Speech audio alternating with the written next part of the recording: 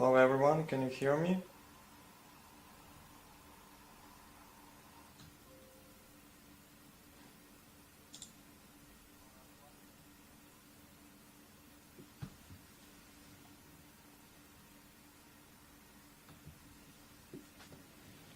So I hope this time will be better without any kind of technical issues. There will be no webcam this time. Just let me know if you can hear and see me well.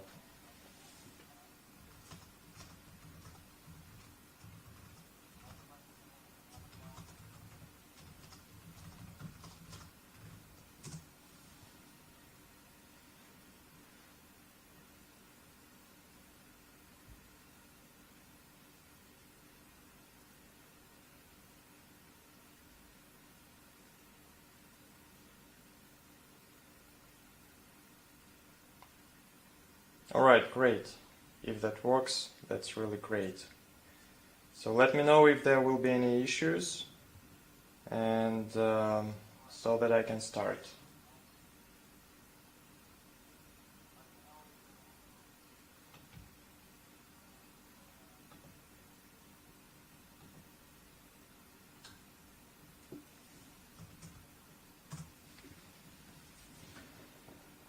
Alright, so let's go.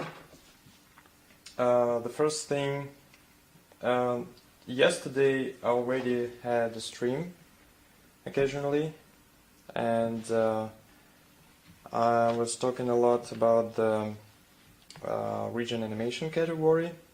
So today will be, I think, more about Moplux. Right now I have a motion builder with only Moplux installed. So in previous terms, in rendering terms, the OpenMobu post-processing and Moplux post-processing that I have here and render, they are not really works well together with each other. So yeah, if you want OpenMobu post-processing, you need to use this one, or you want to switch to Moplux, for example, to have more advanced composition that I will show today. But anyway, before I start, I'm going to show something on region, part. So the last time I was, no, the HUDX, I don't have HUDX here because it's OpenMobu. So yeah, let's keep region, and we'll go to animation and show something on animation side and scene management. So here I have a lot of tools. There are several that is very cool for scene management. First of all, it's Rename a tool. I think some of them already were using this, and this is actually a lot of this functionality. It looks a bit ugly, yeah, but it's kind of simple thing. I took this functionality from 3D Studio Max mostly. So you basically need to put a checkbox whatever you want to change. If you want to change base name, if you want to change prefix, postfix, and etc. So this is very simple, similar to what we have in 3D Studio Max. There is Array tool. This is also like the prototype of this tool is the 3D Studio Max one. So basically, if we create a cube, and if you want to create a big set of duplicates of this cube, so we can put kind of offset and count of one direction, one dimension. So let's be 5, for example. Then in second dimension will be 5 as well. So we put 15 here, and then we need to choose if we want from selection or file merge. The file merge is a good thing if you want to merge characters, because in that case, for every file, when it's merged in every copy, it will create a separate namespace. So basically it will merge file into separate namespace, so that you will have a copy of your characters in different namespaces. So then you select how you want to apply this transformation with the offsets for each instance. It could be a root, it could be an object. If, for example, in the character there is the root element, or let's say it's kind of null object that you want to apply transform to, you can put a name here. So we press OK, and we have our 25 cubes, 25 copies. Yeah, so this is the array tool, which could be quite useful just for scene management. Another good tool that I would like to show here is camera linking with. This is the part of Moplux project as well. I think, yeah, all things that I will show today is a part of Moplux project. So this one, camera link with, is when we have a camera. Let's say we create a camera and we create any kind of element. So we have the special group. So I'm creating a group from this selected object. So with this tool and with this plugin, you can connect a camera to a specific group. And in that case, when you look from this camera, you will see this group. But when you're out of the camera, you will not see the group anymore. So it looks like this. If I create a new camera and switch to that another camera, so then I refresh, I see that the camera is connected to group, but the camera 1 is not. So if I want to connect camera 1, I also can switch between cameras, I will see group. So then I can disconnect from camera, for example. So now the group is visible for camera 1 only. So this is also kind of a trick that you can use for your scene management. Alright, is it everything fine? Can you hear me well? And so that if you have any questions or I continue to go to the next thing, let me know please. And the next thing that I'm going to show, I think if I was showing the array tool, I'm going to show one trick with the geometry caching. This is also part of Moplux. So this is the scenes, MB scenes. This is the folder which is inside the GitHub. Alright, just reading comments, everything alright? Yeah, fine. So I'm continuing. So this is the root that I downloaded from repository, from Moplux repository. So there are some demo scenes inside, and if we have a look at render features, there is the cube array there. So basically, let's count the time how we spend on loading these cubes. It will be an array of cubes with a texture. In total, it's about 65,000 cubes, I think. So it will look like this, and they shimmer a little bit because there is no any kind of the texture is missing. There is no any kind of mipmap levels for this texture exist. So basically we have here, if we get closer, we have on this computer 29 frames per second, and also it's a 65,000 cubes, and it takes about half a minute or minute to load this scene. But this is just a simple cube, and if I want to select, it also takes some time, so it's not selecting immediately. It really taking time for processing it. So when we were working on the feature film wall, we stuck with this problem that with the huge environment scene, it's very hard to continue animating, because if you want to select something, if you want to load your scene or clear scene, you really get stuck on many things. So for example, if I just go into make a new scene and clear this one, it will not go immediately. I really need to wait a lot just for clearing these simple cubes. But on the wall feature film there was a super big environment, millions of polygons, so that was really no way to continue doing any kind of real-time animating in Motion Builder, even if Motion Builder is like super well doing this thing. So the way out for us was the creation of this new feature of GPU caching.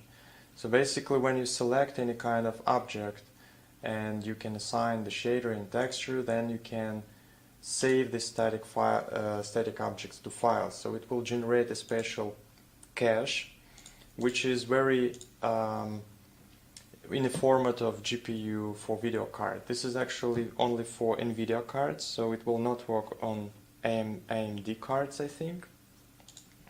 But it's generate kind of native format for NVIDIA GPU video card. So next time let's count the time to load in the same cubes, but now from GPU cache. So when it's done, here are cubes. And you see the performance is 60 frames per second. There is no any issue on performance that we have here. And also automatically all textures are converted to DDS, so they have mip-map levels, so we don't have any kind of shimmering here, so everything is drawing very well. And if we go to schematic view, we will have only this kind of cache world. So this is one element which basically control our cache, and we can do whatever we want with our environment. So we can rotate, we can scale, move, and even if we want to duplicate and have another this kind of instance of this geometry cache of 65,000 cubes, we can have it quite easily, and you see the performance is absolutely the same. The Motion Builder scene is really ready right now for animating.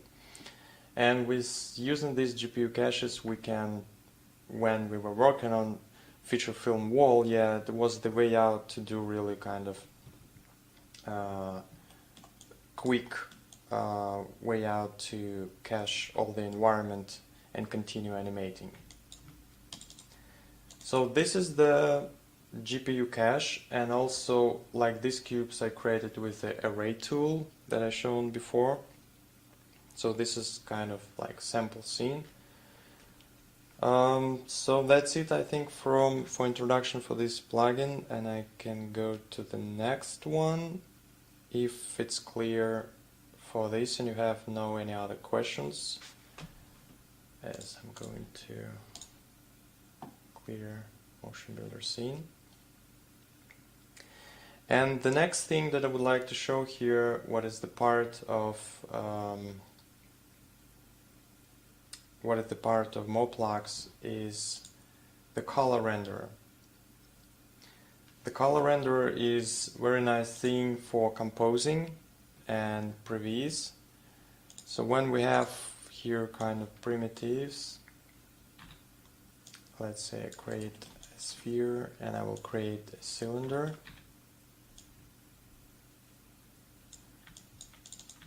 So if I have these elements and I go to color render to have the color output, so basically it's not the same color, they have a little bit different color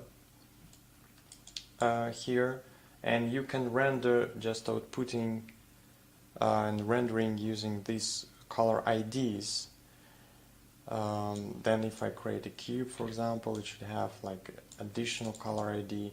So they are not really absolutely the same, they have a little bit different tone. And for every object it will be different color ID as well. If I go to normalize color, it will be the output render of normals.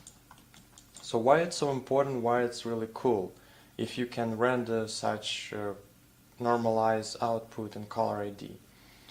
I think if you worked before with the composing application, you probably know what you can do with this. But just a quick example that I have, for example, here, the scene relighting. We'll do red. It's basically and when you have say the After black. Effect, I'll set this to and radio. you can load in After Effects Kind of layers like with the color lighting, ID. and we'll put that With on the the color bottom. ID you can use to mask your 3D All right, object. let's select the And normal with the channel. normal I'm going to go ahead and lock ID, it so that it you stays can here. then do And I want kind to play of around with some of the settings. We reflection want and this to look relight on really your scene. shiny So and this is crisp. how, for example, So the guy is we'll go showing here and turn on the with specular. the So there we turning have kind of a off hot spot reflectivity from our on light. the model specular, Very and nice. then just And we're going to doing a turn down the different shading lighting. So you and probably turn up don't the need to specular light your and scene turn directly down in the Motion spread. Builder. So the You spread can makes it look render more and then or finish less the shiny. composing And in After kind of Effects see or what's any going on other there. composing program. Turn that down just a bit. So this is And quite the widely used technique, and yeah, that's why sometimes if you want to finish your 3D scene or animation to make quite interesting looking, you basically can render just the color IDs and normal space, this one, for each object, and then finish your composing inside Compose program. Alright, so that's it for the color renderer. Let me know if you have any questions so that I can continue to the next plugin. And the next thing that I would like to cover is I think test display derps. This is quite interesting topic. So I'm getting closer to Moplux render. So this is like we have a default render in Motion Builder, but for making happen the wall render, the wall feature film render it to the big screen, I created the new render Moplux. So there are a lot of additional settings for quality. By default it's not updating in real time, so we need to switch it into real-time rendering. And there is a lot of presets for the quality, like it supports super sampling. And super sampling is when you're rendering image 2 times or 3 times or even 4 times bigger than the image of your viewport, and then with the special quite nice algorithm you downsize your image to the original viewport size, and so that helps to filter out any kind of shimmering that you have during the motion. So super sampling is really cool to have a stable output image. And also there is the kind of cool feature of different display derps. So by default it's a liner, but let me show an example of this, why it's really cool. I need to just remember where it was, this example. This one, test display derps. So this is quite popular bug that we have as usual in 3D graphics. It's called Z-fighting. So when we have 2 objects very close to each other and on a big environment, on big sets, that happens very often.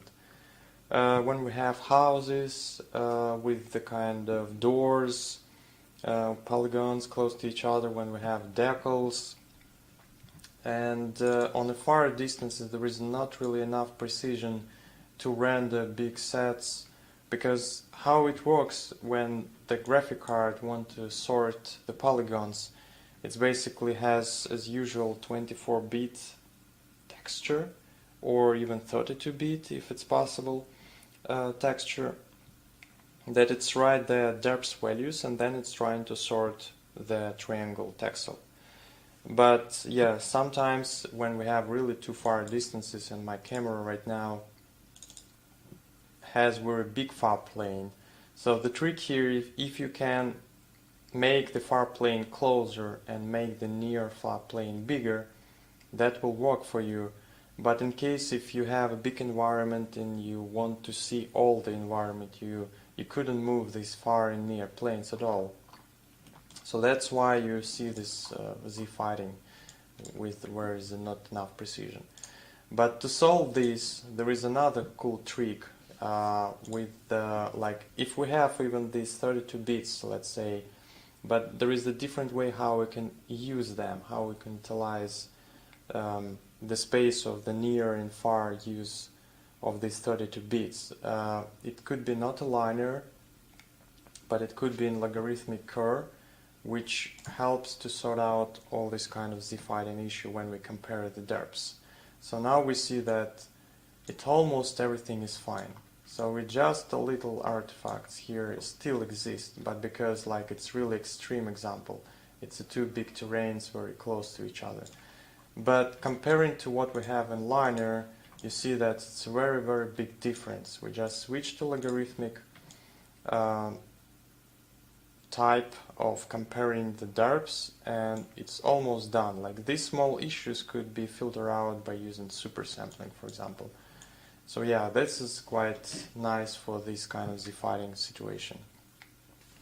So yeah, test display derps example.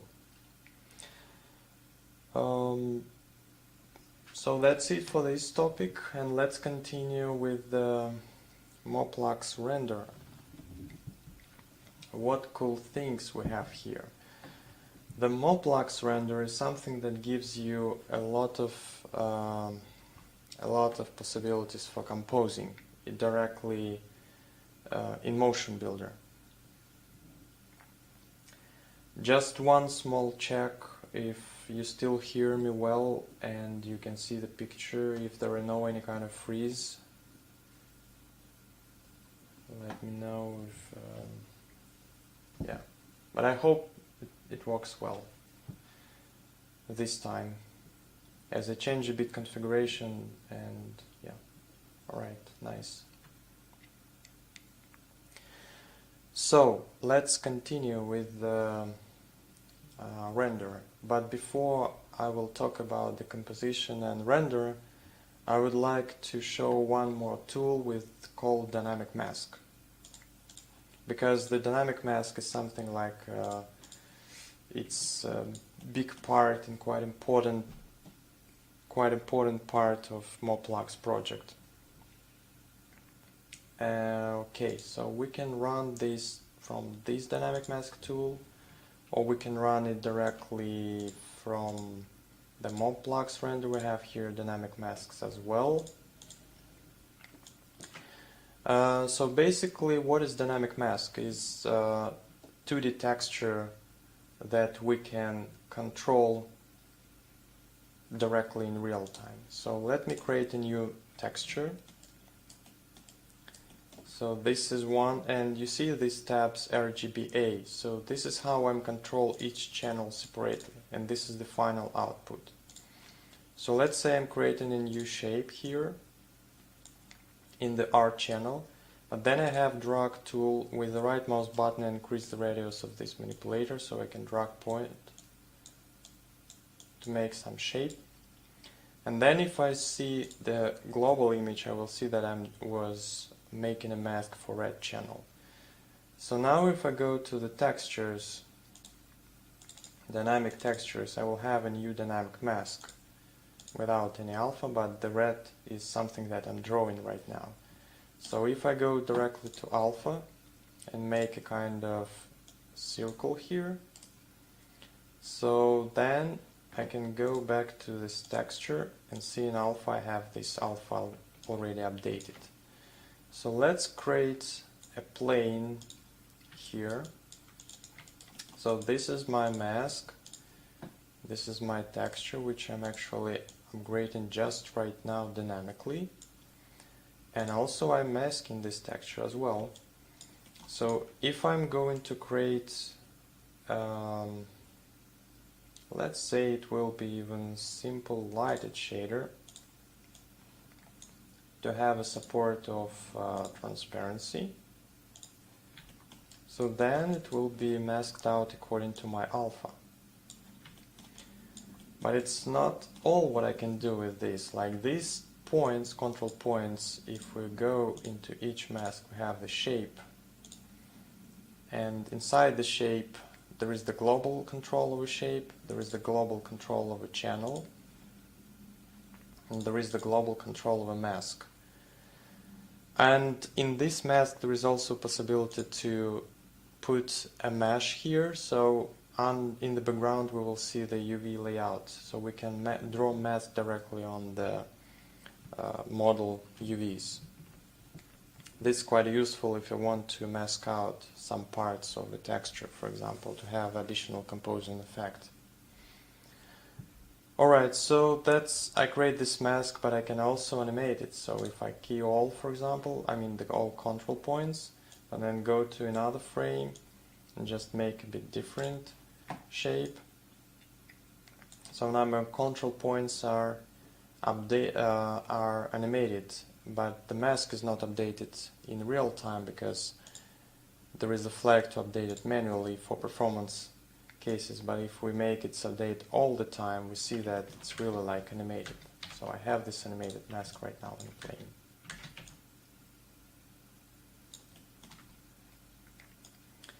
So yeah, basically this is the mask, just to show you before any kind of composition, because the mask is widely used in all things inside the Moplux renderer.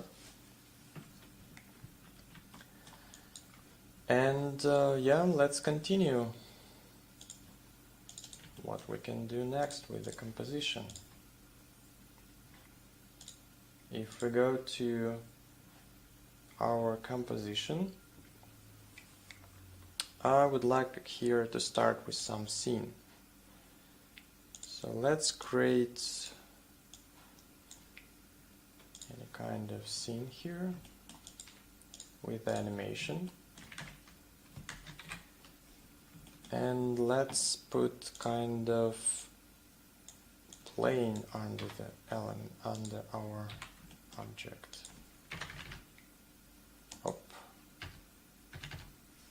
Why it doesn't put the 0? Oh, yeah, now it's fine. So make the plane bigger. We will try to do kind of composition here. So if we go to Moplux, everything become a bit dark because there is no any kind of original shaders which Moplux support. So to work with Moplux, to have additional functionality of masking and functionality of projecting textures, for example, then you need to use the special shader which called projective mapping shader. And so the shaders which are especially very well connected to Moplux render is IBL. It's image-based lighting. It's a physical based renderer. Then also you can connect, I think, this one, eye shader, skin shader, and the projective mapping. So this is the shaders which works pretty well with the Moplux renderer. So that also we can select our mesh, and we can replace with the projective mapping with the context from the context menu. So we can do like this. And now we will see that our geometry now comes to the original brightness, which is quite closer to what we have in the default renderer. So here are the properties of the projective mapping shader. We can do here projectors. We basically can project up to 6 textures. This is how the facial animation was done in the feature film wall.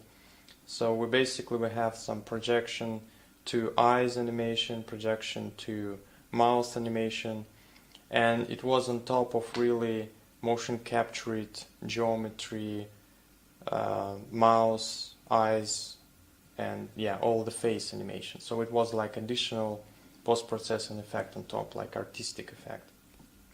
But the projected textures could be used maybe like for decals. What else? Yeah, it could be quite a lot of things where you can use it.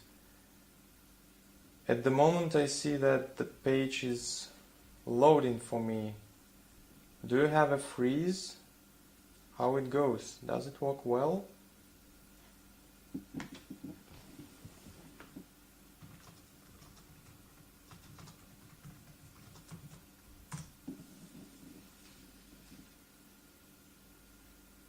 Because it's very strange why the page now is loading for me. Okay, so it's still some kind of problems. That's strange. And I have really quite nice quality here. I don't understand really.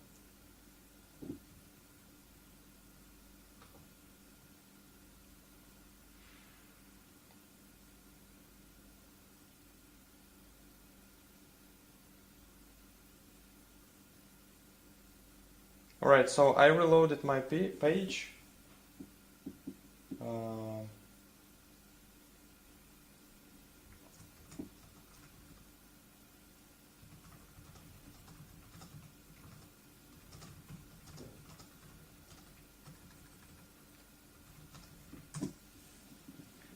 Yeah, so I don't know, it looks like for me right now it looks like it works. And just make sure that there is in YouTube there is a flag how you can switch to see a page online. Alright, so yeah, if it works I can continue. So this is basically how you can project and project the texture, and yeah, maybe just right now I will show how it works. So we create a camera. The trick here is that we are projecting from a camera. I will need not a target camera but just a free camera. It could be target, it doesn't matter, but it will be easier to control when it's a free camera. So basically I want to project some texture with perspective settings of a camera. So I'm going to projectors, I'm applying my camera, but then I need to apply a texture that I would like to project. Sorry.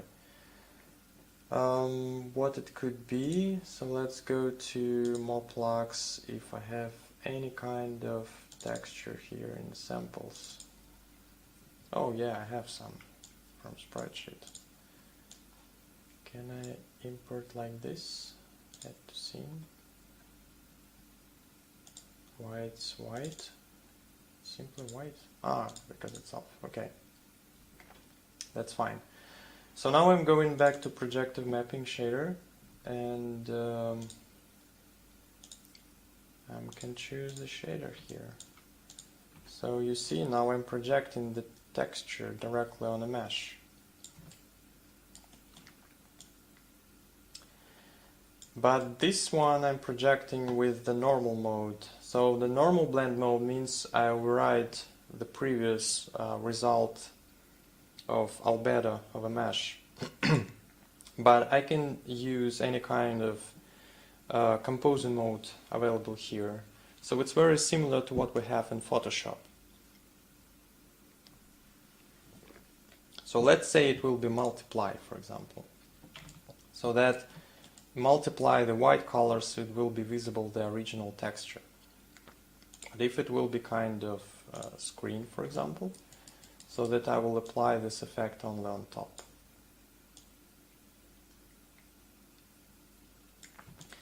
And also right now, to project this texture, it uses the camera perspective settings. So if I change the field of view, for example, I will change the type how it's project the texture.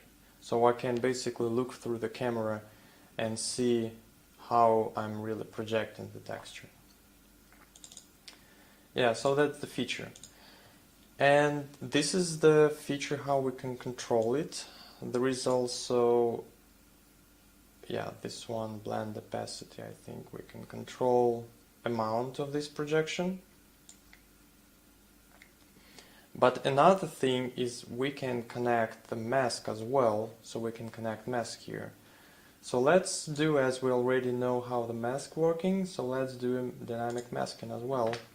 So I'm creating a new mask, And to paint what I want to mask out, I basically need model UVs. So I need to drag and drop my mesh into UV. So here is the model UVs, and yeah, we'll draw in the mask channel R. So I create a new rectangle to mask out, for example, this part. So this is where I would like to have my projection. Then I need to assign my dynamic mask to the projective mapping shader, so that it helps me to project out where I would like to have projection and what really will be projected. So now it will be on this part, but if, for example, I drag and drop, I can project out some parts. So let's say I don't want here, it will be only here on the back side. So now everything is connected. So we have this projection mapping, we have it's project from a camera with this specific texture with a screen blend mode.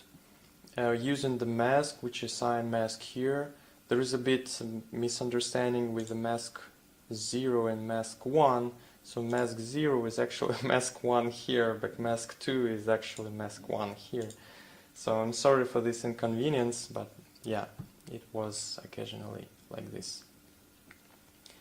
And I'm controlling this R channel of a mask.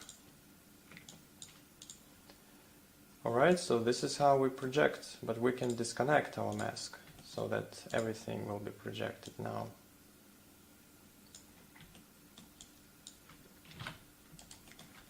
And also in projective mapping shader, we have a feature to have a flat rendering, so without any kind of lighting and computation of lighting. And also the tune, so we have this kind of color gradation here.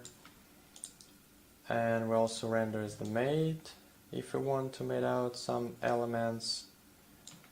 And matte cap here as well. So in projective mapping shader is basically something that I shown yesterday for the OpenMOBU Super Dynamic Lighting shader, when there was a possibility to assign matte cap and have very quickly quite nice looking results of reflectivity, model specularity and reflectivity. So this is the matte cap texture.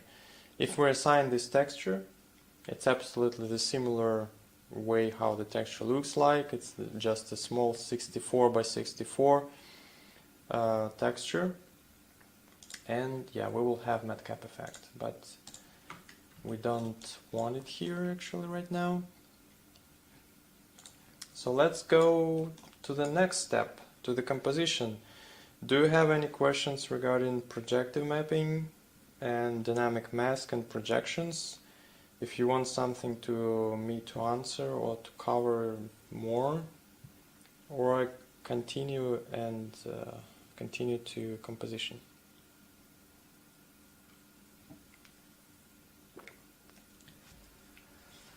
Alright, so this returns back to our composition.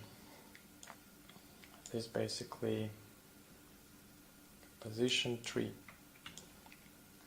So this is the composition tree. This is very close to what we have in Photoshop. It's like we have layer by layer, so that we, like a stack of layers, so that we can have a final image finally. And we create a new composition. Here we have a lot of properties regarding the composition, and this is the render settings, which is a lot of properties regarding how we render actually in the viewport, what quality we specify, like maximum shadow size, cube map, camera rendering.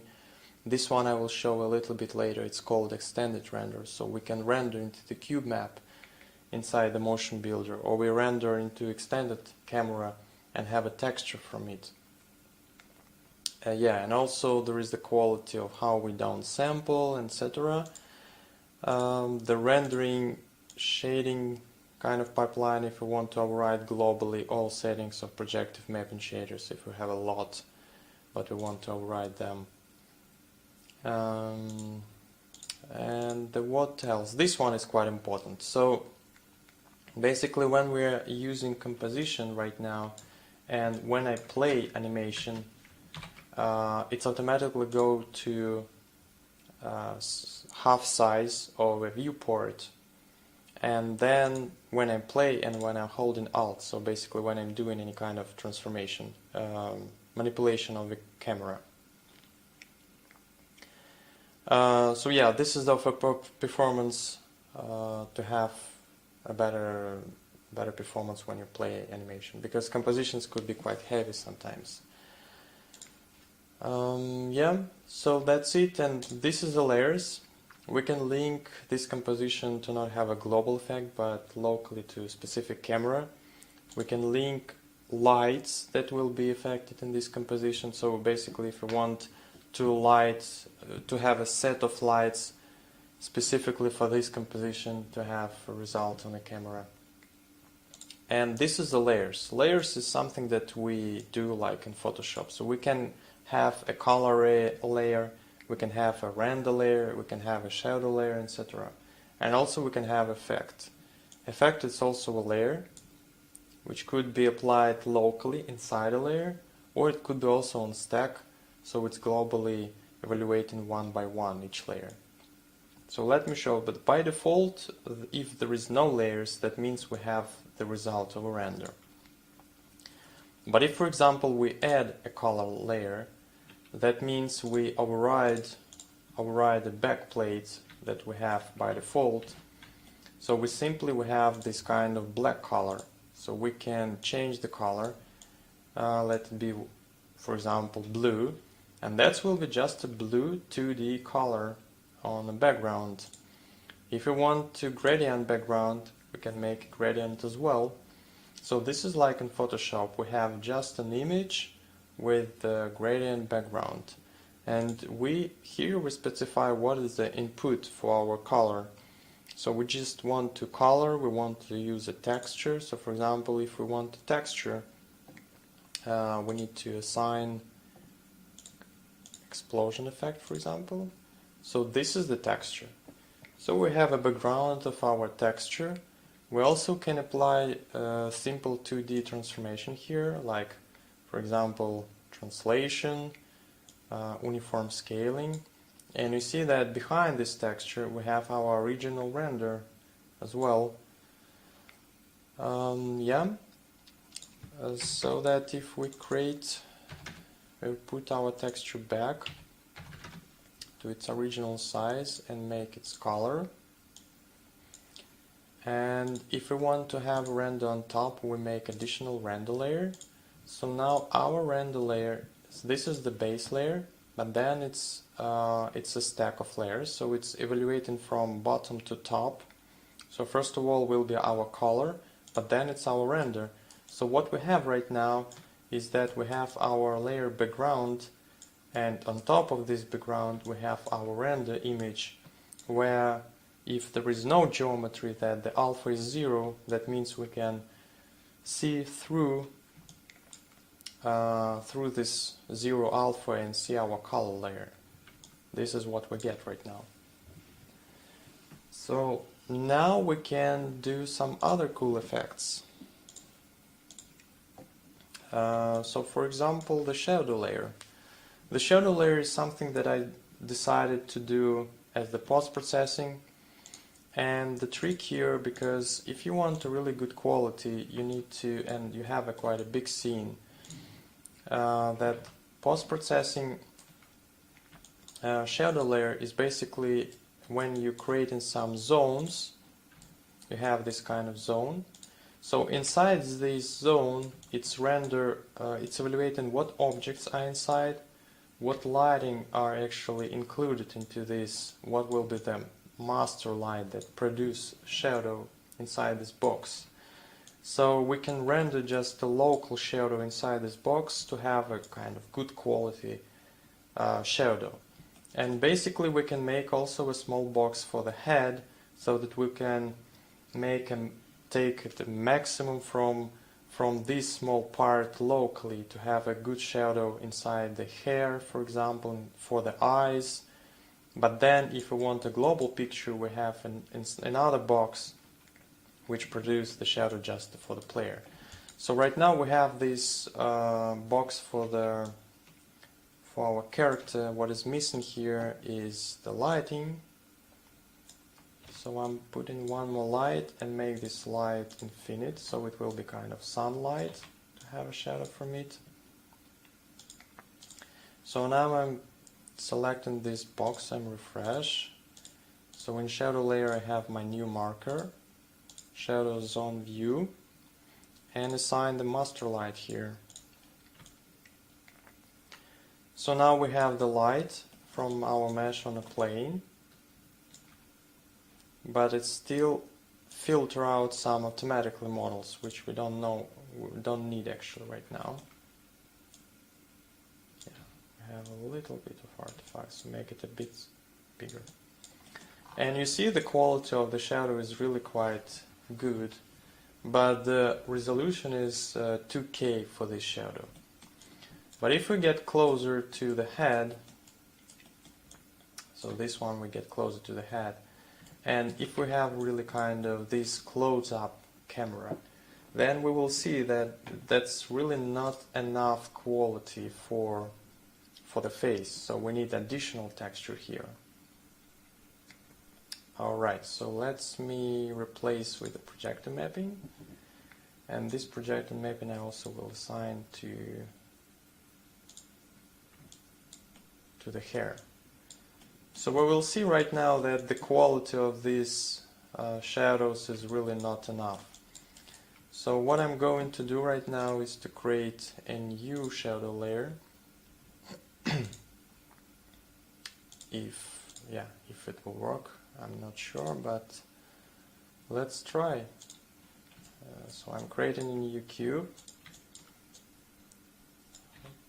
putting the head inside.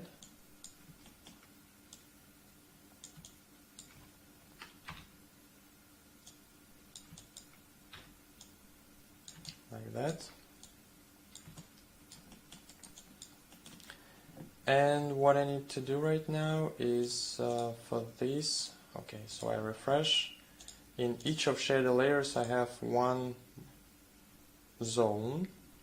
So here will be also master light, and I need real-time update for that shadow with the skip frames 1, because for optimization purpose by default it's skip frame 7, so I need the real-time update. Alright, so now we have this shadow which is a little bit better. If we turn off the global shadow, you see that the local shadow right now is really much better quality. So if we compare right now it's really kind of good precision shadow, if we turn off and we have this one, you see that the quality here is quite bad. And also if we want to filter out this shadow, what we can do is that we have kind of blur filter.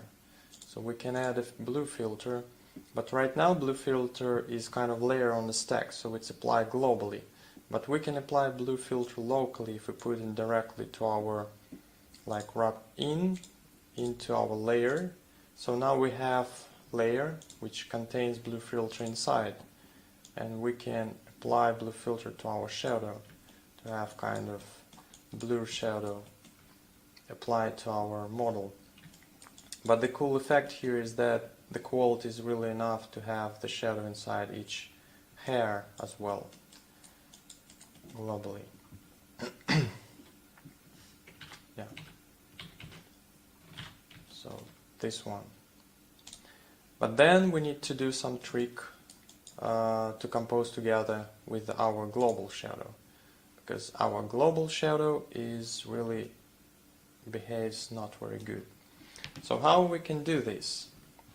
Basically, here when I did some projector mapping assignment, I have these properties of masking. It's also available in properties.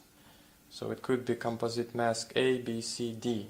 So I can put, for example, this, which models connected is the head and hair, put into mask A.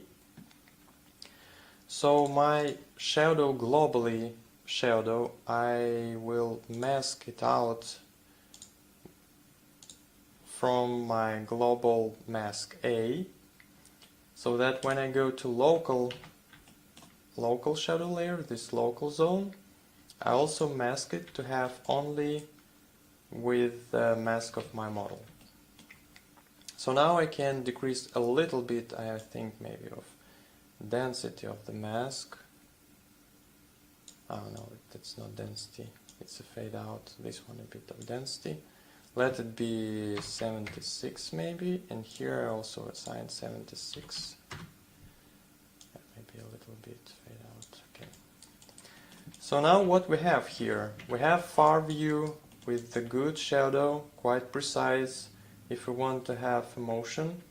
But if we want to have on the same time a better close-up, we also have quite precise shadow as well, without any big artifacts here. That's really quite accurate shadow here. So this is the trick how we right now compose shadowing for our model. Now these zones, they are really not following the mesh, so the model is really going out, and you see that when it's going out with the feather parameter, we really control how it's fade out our shadow, so that we can go from one block to another block. But really what we want to do here is to follow, so that our shadows will follow. So I basically can, it's not really a good way to parent right now and parent to the control rig. Don't repeat this at home. But anyway, like, I'm doing this kind of ugly things right now just for showing that we have a model which are moving, and yeah, we have this local shadow here which works pretty well, and also we have this kind of global shadow which working well. Alright, so that's little tricks around compositions. And other things, yeah, double click, it's renaming. And also we have a lot of other layers here. So if you have any questions, let me know. If you want to have more details about the materials that I just say right now, or I continue to show other things.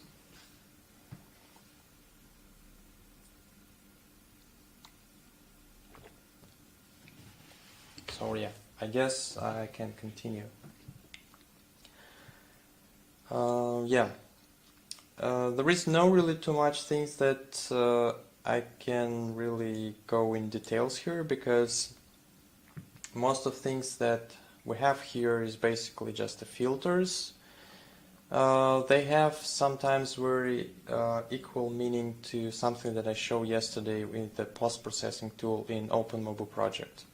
But as I said, the OpenMobu project and Moplux project, they couldn't work together with each other. I mean, you can install the plugins of the same projects, but you couldn't use the Moplux render and post-processing at the same time. So for post-processing, you need default render.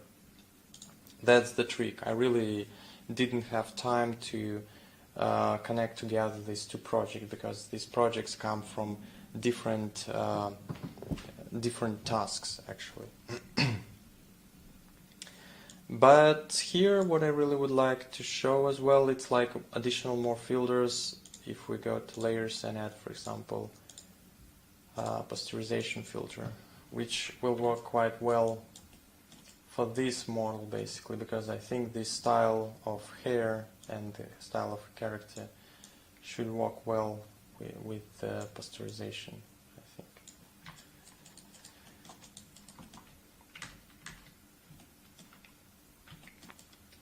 Yeah, and if we go back to Moplux, and if we want much more better precision in anti-aliasing, you see here, I'm not sure if that's visible actually on YouTube, but here we have a lot of stairs, so the quality is not very good.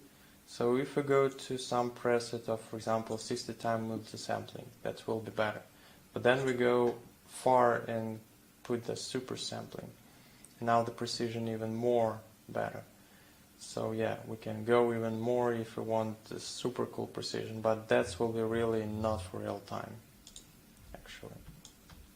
But that's only in case if you need a high quality output picture. So yeah, this is the posterization. To delete any kind of layer from the composition, you can drag and drop into outer composition tree and just say delete. So we will delete this kind of filter. Yeah, so this is just the basic filters. Just several words about outline. I really spent a lot of time to create this outline because the original Motion Builder outline is not really very precise and it's not support anti-aliasing, so it's really stairs as well. And I spent a lot of time to find a proper algorithm that could help to make a stable, without any kind of shimmering, stable outline lines that could be also, when you apply your kind of sampling, that also could sample out your outline and have very stable picture even during the animation. So yeah, this one outline should work pretty well for this purpose. Another thing that I would like to show is, let's go back to simple, 3D LUT. 3D LUT is very cool thing. If you don't know about this, is the lookup table that you can generate in Photoshop. In Photoshop, when you have this, I don't have right now, I'm not sure if this Photoshop has these layers. So if we open any kind of image, and then if we, yeah, where is the kind of color correction? This one, color correction. So let's say it will be brightness contrast. But then all what we have here, I'm not sure if my Photoshop support this. It should be a new one. So that's a good question. If we can export from my Photoshop. 3D LUT.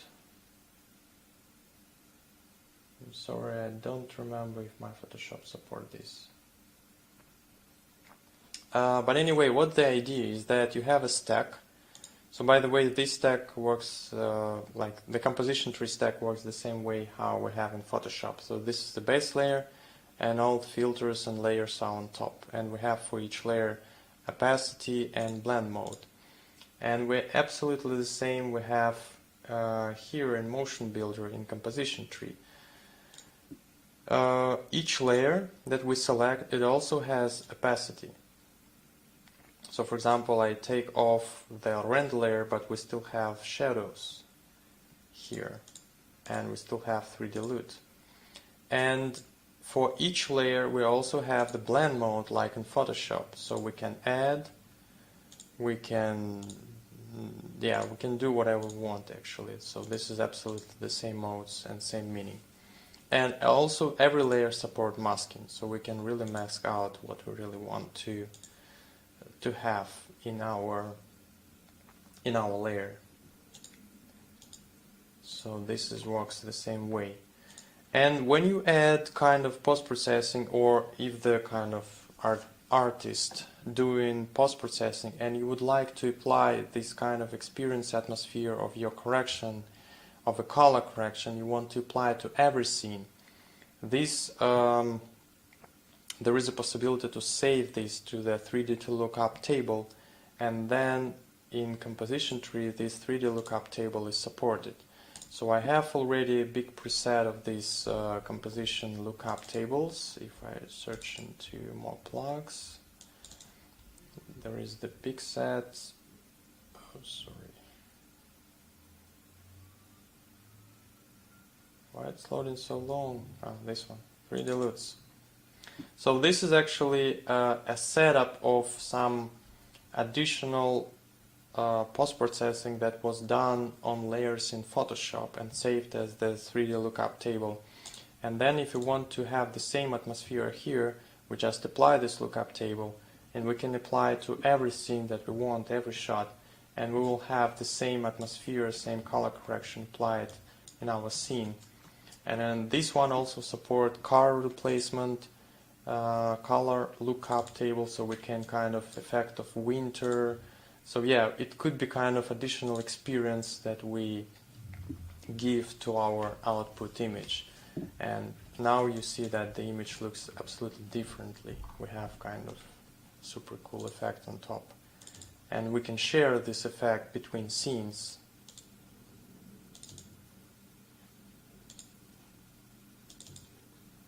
Yeah.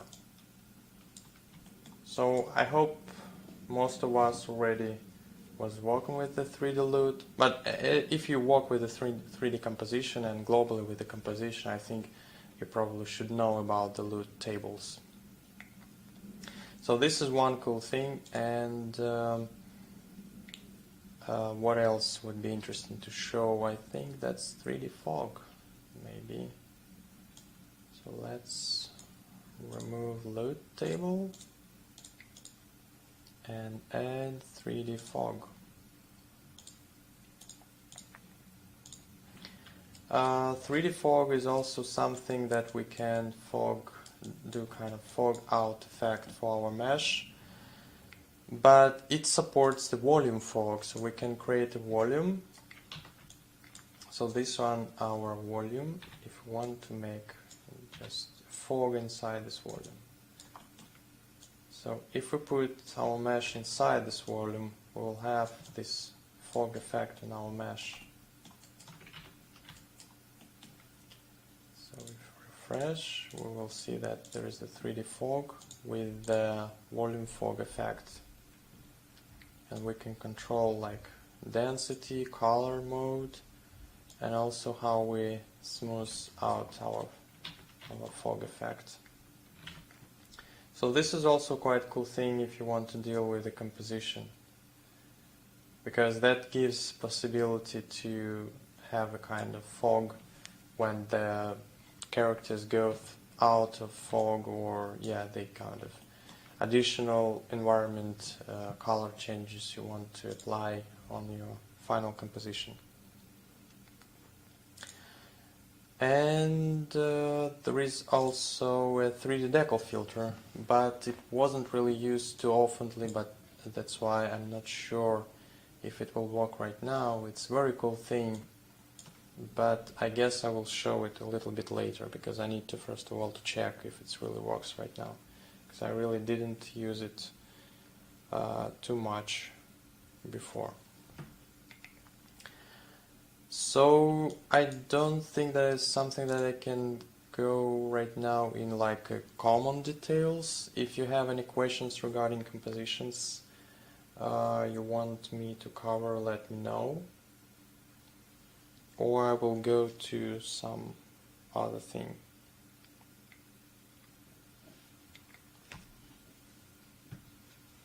And I hope like the image is still quite stable and don't have any kind of freeze right now.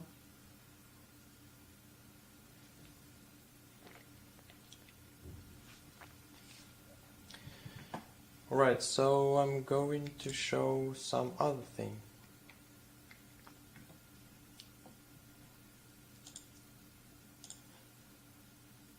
Okay, not this one, new.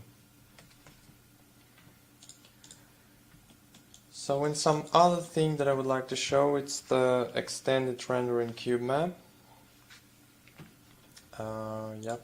So yeah, let's try with the same model. I think this is our hero for all my presentation.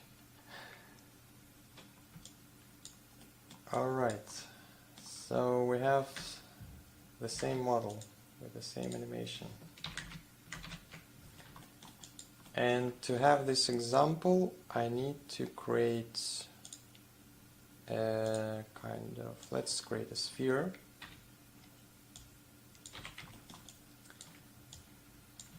So let's create a sphere.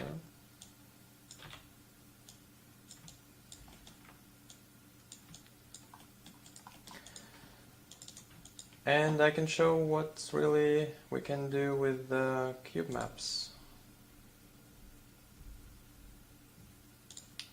So extended render, so this one we can replace to have all effects in. This one, extended render. So this is a special tool. It could just help to do extended render from the camera or to extended rendering from the cube map.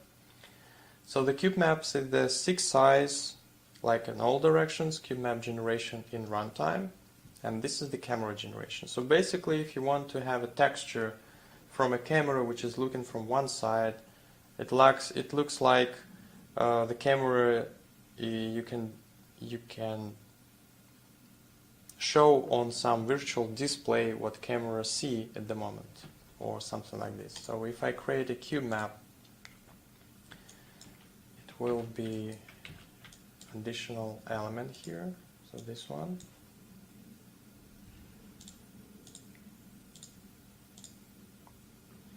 Alright, so I make it bigger. And if I make it bigger, you will see that right now this is what it's actually cube map C. So right now this element is rendering the scene. So if I have animation, it will render everything in the cube map. And why it could be useful, it's very useful for reflections and for environment lightings.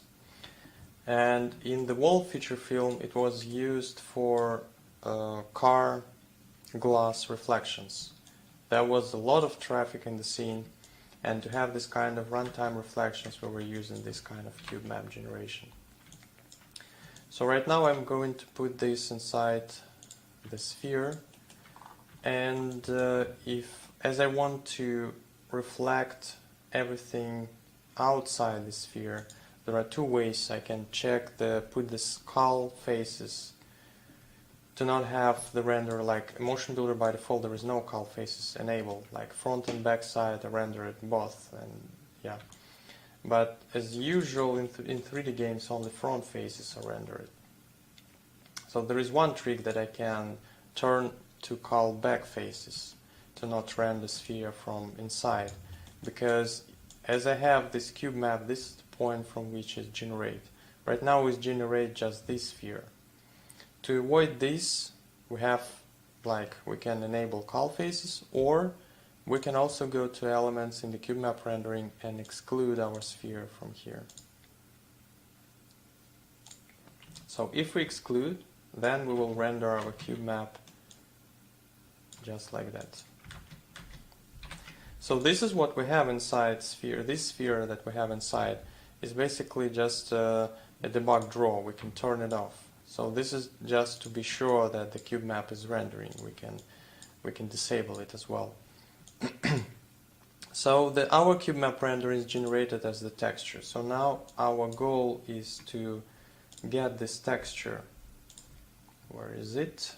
We can focus on this texture. So it's this one. Dynamic textures, camera texture, and assign it into material reflectivity. So when we assign it to reflectivity, now we have a reflection on our sphere. We have a reflection of the character, and our character is moving. There is a kind of lag on this move because for optimization purpose it's not rendering every frame, but you can control it, I think, this in evaluate option. So it skips 7 frames. And it's not like a real-time update, but we can force to have a real-time update. For example, like this. So it will be quite nice looking this time. And even we can move something. And we will see reflection in real-time update. Yes, and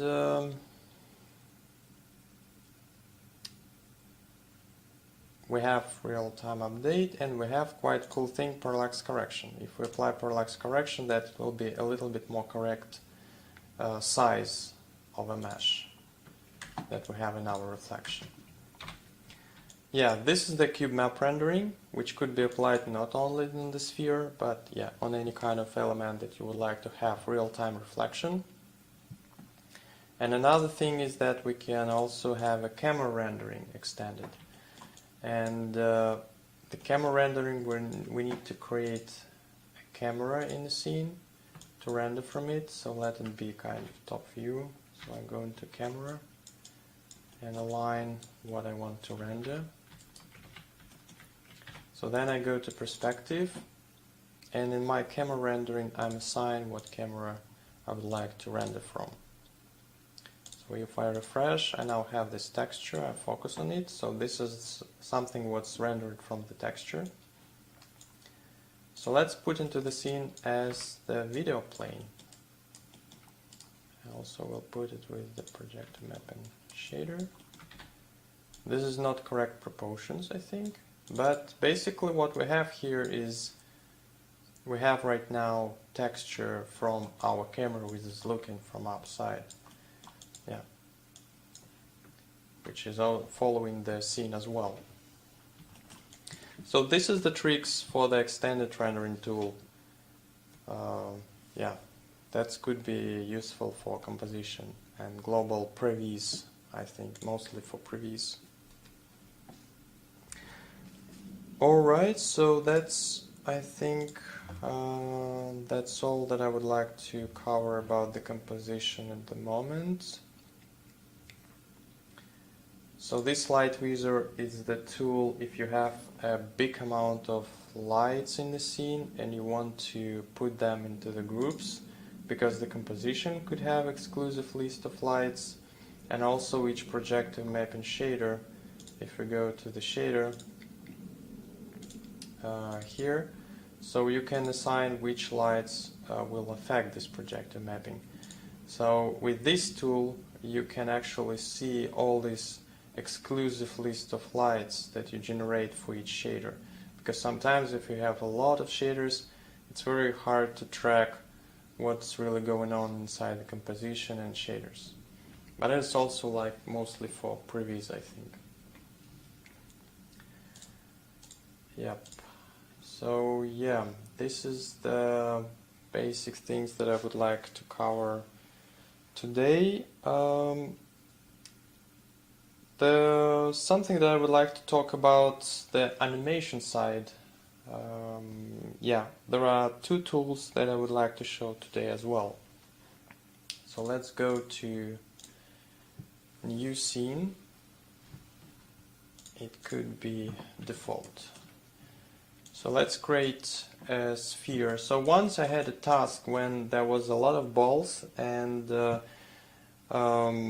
these balls was trying to jump, or I don't remember, the girls was trying to push these balls and then the balls should be fall down, so the animation should be like this. But as there was quite a lot and it was very hard to very quickly have this kind of trajectory of falling down, so for that purpose I create very quickly a tool which called ball toss, this one. So basically you have kind of for first frame, but then you have kind of last frame and the height on which you want to throw your ball. And then you compute the trajectory for your ball, I guess. Can we compute, or it should be enemy table? Let's do it. Yeah. So now we have this trajectory. If we have a look at the trajectory, now we have this trajectory when the ball is going up and then falling down.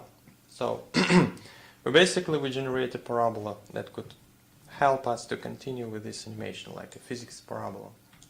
And if we want to have a less height, we also can regenerate, so we have a less parabola. But this is like, could help to have a physics base for continue animating with this element.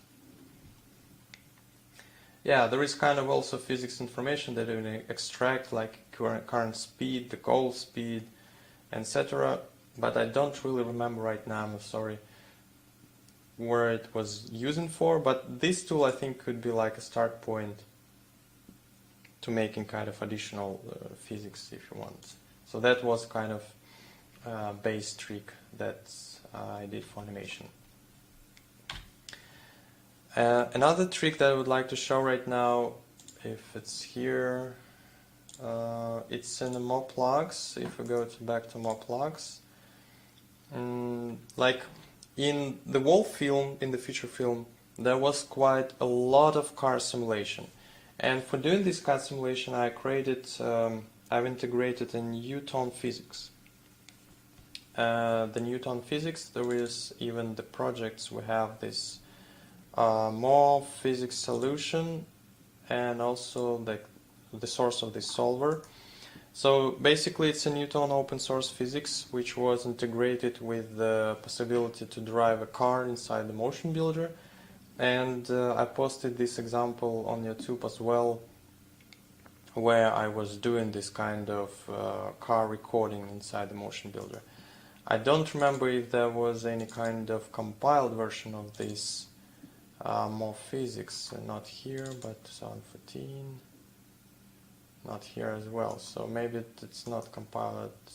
I didn't have time to compile it, but yeah, I don't want to speak right now about the real physics. So on practice we figure out that to have we have a big city with a lot of cars, and to simulate every car with the real physics, it's quite hard. So finally I created a tool which helps just to make for the second actor cars, so not like the front, something that we see quite well on the camera, but something that we have far away, and just for traffic.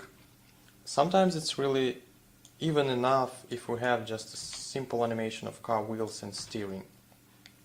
And for that there is a special tool. So let's create a simulation of a car. This is basically what we need. So I parent this wheel to the body.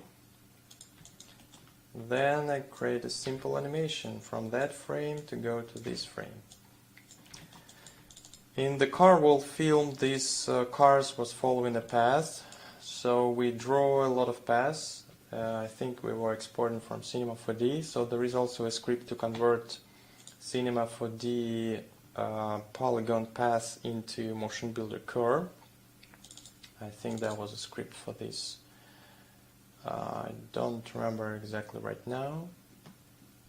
But anyway, like for Motion Builder, by the way, if you don't know, but there is also a user guide. And there is a script and plugin user guides. If we go to script, there is a lot of scripts here, and with a little in description what it was used for, and the startup scripts, and also some description for plugins as well. For example, if I enter Cameraland Quiz, it's not too much, but aim sprite constraint, there is a little bit more. Wall bricks, even with the pictures. So yeah, there is a kind of description available for some of the plugins, just to let you know that it's available on the Moplugs repository. And what I'm looking right now is, no, it was the startup physics, this one. Wheel motion tool. So there is a wheel motion tool and also relation constraint that was using, this tool is using for steering wheels. So I'll execute. This is the tool. And the idea is quite simple. So we have this wheel that we want to compute the rolling, for example. So we say compute rolling. Then we need to specify what local axis we want to rotate around. So it's a y-axis right now. And then we need to specify that where motion comes from, and actually the motion comes from the parent. So we have this trajectory on our car, and the tool, what it's doing is taking the bounding box of our wheel. From this bounding box it's computing the radius, and using the radius and the path, it's trying to compute the number of rotations that the wheel should do. So let's try. We need to make rotation animatable, and let's do compute rotation what we have. Oh, that's wrong order. That's funny. Let's try one more time. So that should be this axis. Okay, so that should be an axis in the parent space, not in the local space. So let's compute once more with choosing the z-axis and action. What we have now? Yeah, we have rotation of a wheel. Let's have a look. This one.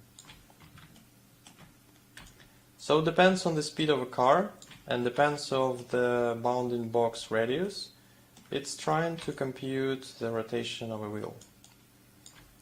And the idea of compute steering is that when we have a trajectory and we have this kind of curve, it's trying to look to the next point and see where we need to rotate our wheel to follow the curvature. So that's this kind of emulation of steering of a car. So yeah, this tool I was used for making kind of a lot of traffic animation in the wall film.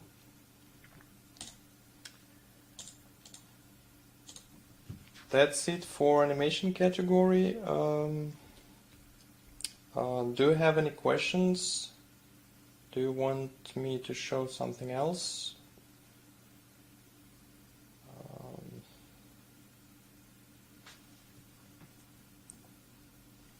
Because there is also the particle effect that I can show very quickly, and maybe it will be all for today.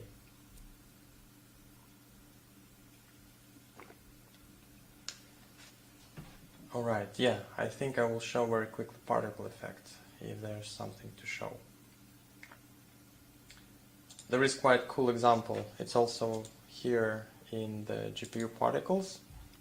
So there is also like special particle system that I've made for the wall feature film, and so sometimes it's not like a general use case, sometimes it's very like a local use case, but anyway there are kind of cool examples. For example, that I really would like to is the emit animated character, which is really pretty cool. So we have here a character with animation. So it looks like this. We have just one animation, and this animation is looped on a place. But what right now is the particle system on the background is this, which is emitter is this plane. So we generate particle system. And right now if I go to this, the particle properties are in the GPU shader particles. So here are the properties, and if we go to shading and change, like right now there is the mesh which is assigned, it's a gremlin body, so this one gremlin body is assigned as the instance object, and we don't have a texture here, so texture is missing.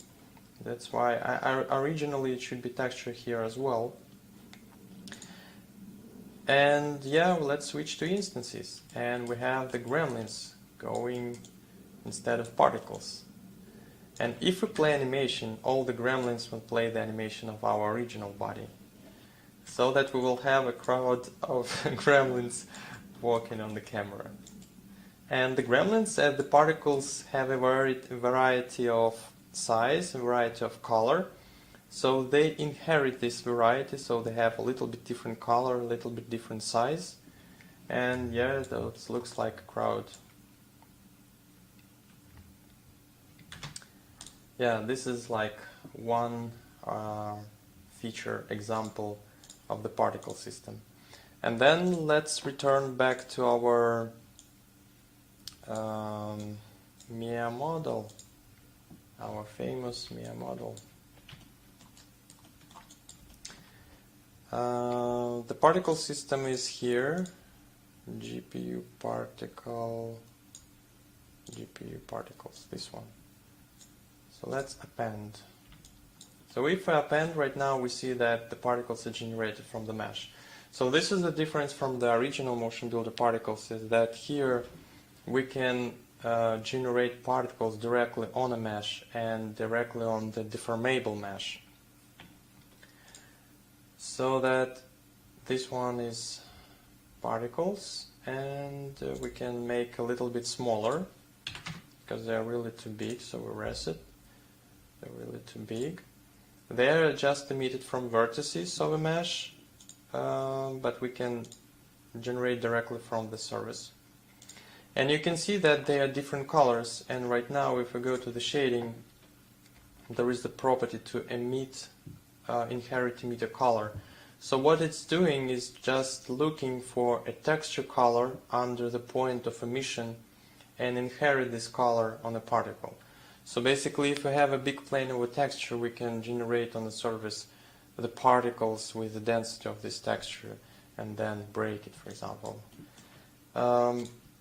Let's make more particles here. And you see that they are really inheriting the texture of our mesh.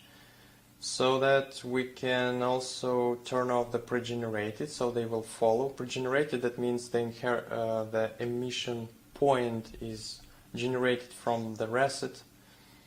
But if we don't use pre-generated particles, they will be generated on the fly randomly from our mesh. So if we go to the animation, they will be generated directly on our mesh. So while the character is moving, it's generating the particles and they are following. This is actually example I was showing on our YouTube channel as well, I think, in some videos. But yeah, this is showing like a feature that we have in a particle. And then we also can tweak a lot with the forces and collisions. So right now it's applied this kind of turbulence effect to have a bit smoky behavior. And also it's applied gravity and we have the floor collision. So if we turn off floor, they will fall down all around. We have also the floor level and the floor friction. Then the collision and forces, they are here in the physical properties, the particles. So for example, if I want the collision, there is the sphere, terrain, the gravity force, motor, and wind. So we have on the sphere collision, make it a bit bigger. There is not really a big set of physical properties, but anyway, like it's a bit more extended than the original motion builder particle system. So we make a collision, and we can move the particles.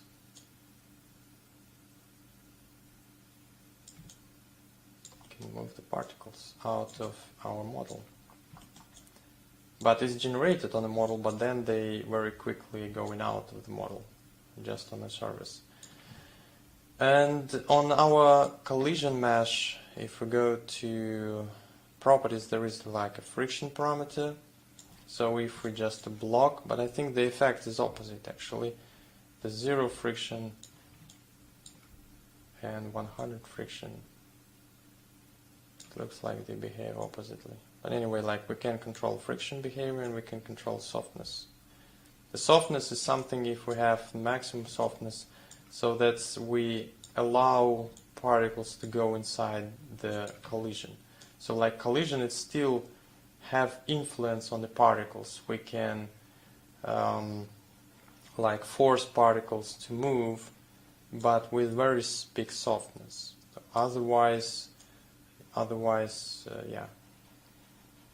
We also can, and the particles, they are actually inheriting the movement from my collision. So I can very quickly move and the particles will try to follow.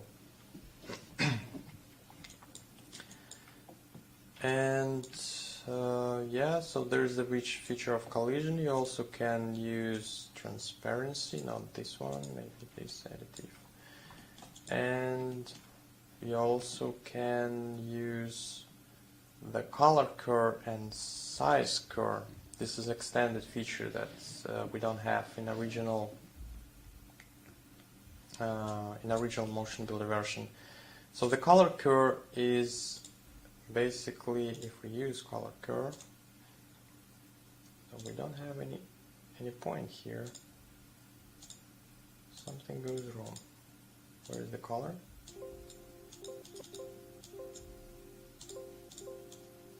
Oops. Oh.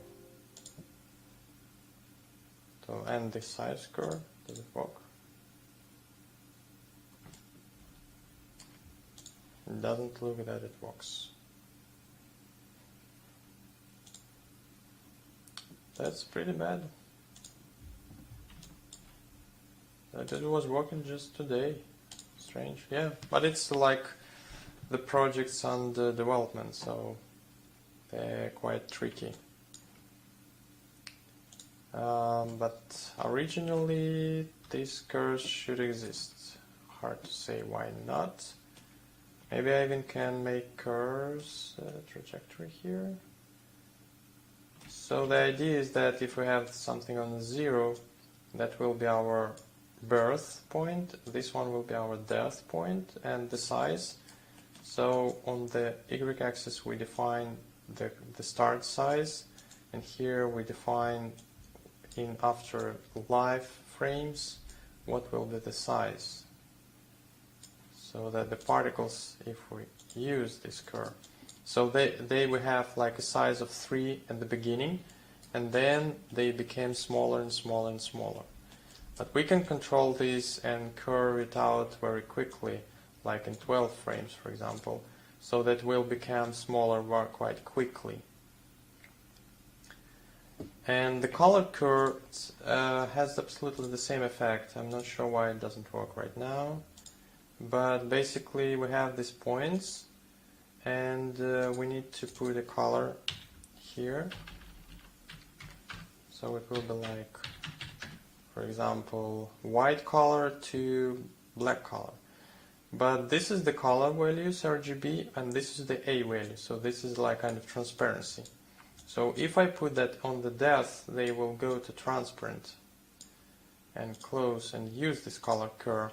You see that they go just to fade out the particles. And also I can do quite the same with the color curve. So this is the all life of a particle.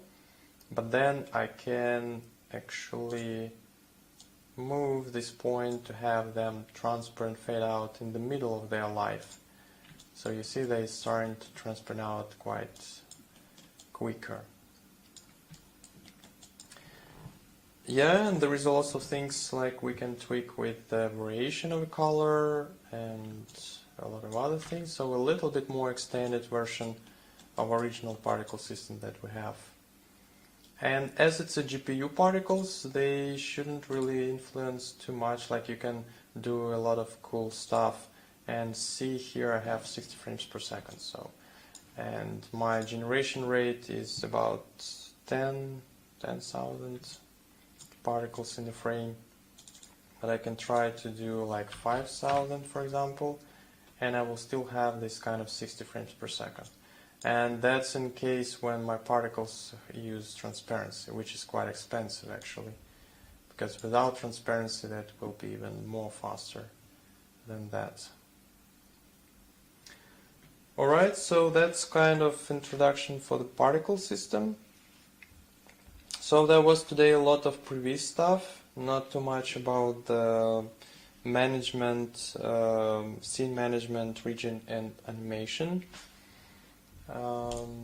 Maybe quite quickly about the scene management. Very cool tool is the, where you can find it, texture manager tool.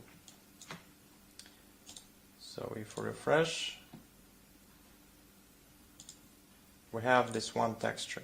So sometimes what it helps is to see what path you are using on your model, and if you want to relocate your textures or collect it somewhere. So if you want something is missing, for example, or you want to collect and put all your textures into another path and reassign on the model to use this another path, you can do it quickly with this kind of texture manager.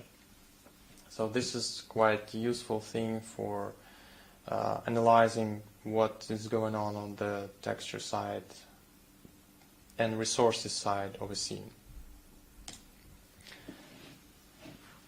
Alright, so that's it for now, Really big thanks for watching, and I hope you will find it useful. Feel free to write your questions if you have any, and yeah, that's all basically.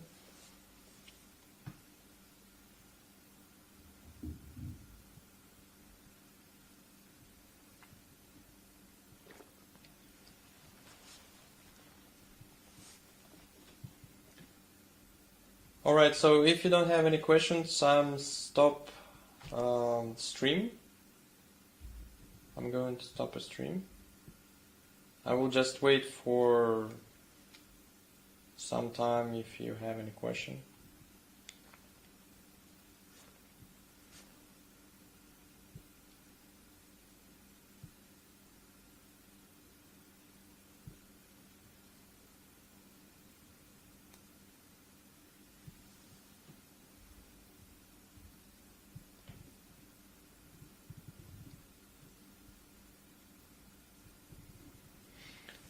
Alright, so there is no question, so yeah, thanks for watching once more time, and see you in next videos. Bye.